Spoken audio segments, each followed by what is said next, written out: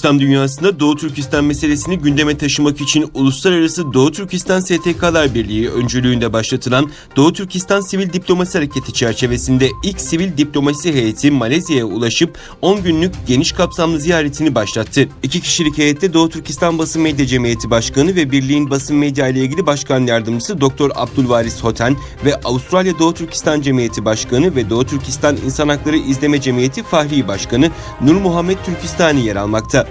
Malezya ziyaretlerini Kuala Lumpur'daki Malezya İslam Birliği ve Malezya Alimler Birliği merkezlerinden başladı iki isim. Ziyaret ve konferanslarsa devam edecek.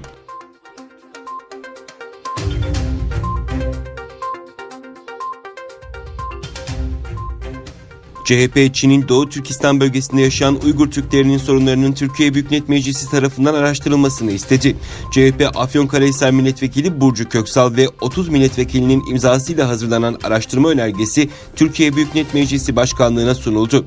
Önergede Uygur Türklerinin Çin yönetimi tarafından maruz kaldığı insanlık dışı uygulamaların, yaşadıkları sorunların Türkiye Büyük Millet Meclisi'nde araştırılıp çözüm yolları bulunması ve çözüm için Türkiye'nin sunacağı katkıların belirlenmesi için meclis araştırması açılması gereklidir denildi.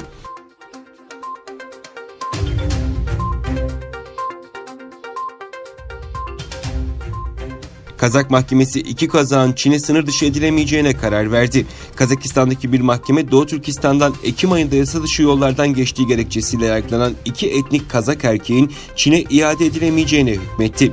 Mahkeme kararını 21 Ocak'taki yüksek profilli davada açıkladı. Yargıç Şaynar Osmanova ülkeye yasa dışı yollardan girmeleri nedeniyle 2 Kazak'a 1'er yıl hapis cezası verdi. Ancak Doğu Türkistan'da zulümle karşılaşabileceklerini söyleyerek Kazakistan'da kalmalarına izin verdi.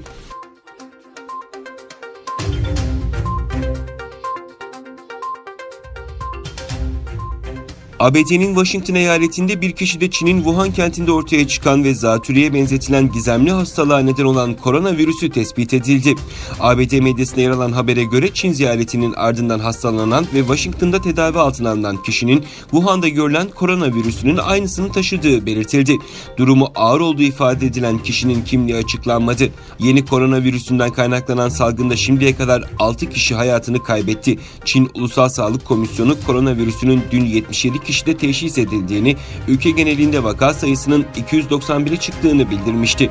Virüs Çin'de 25 Ocak itibariyle başlayacak Çin Yeni Yılı yani Bahar Bayramı dolayısıyla tatillerini memleketlerine geçirmek isteyen milyonlarca kişi açısından da risk oluşturuyor.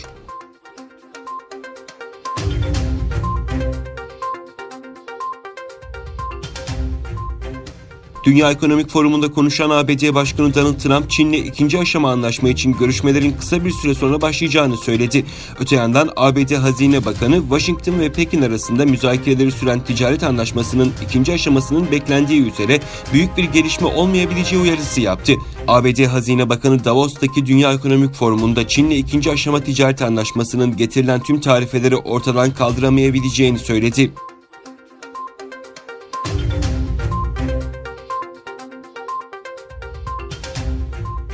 ABD Başkanı Donald Trump'ın azil duruşması Senato'da dün başladı. Yargılamada Trump'ın Ukrayna Cumhurbaşkanı Zelenski'den kendi siyasi çıkarları için bazı soruşturmalar başlatmasını istemesinin ve Kiev'e askeri yardımı askıya almasının görevi kötüye kullanmak olup olmadığı karara bağlanacak. Trump ayrıca azil sürecinde ABD Kongresi'nin görevini yapmasına engel olmakla da suçlanıyor.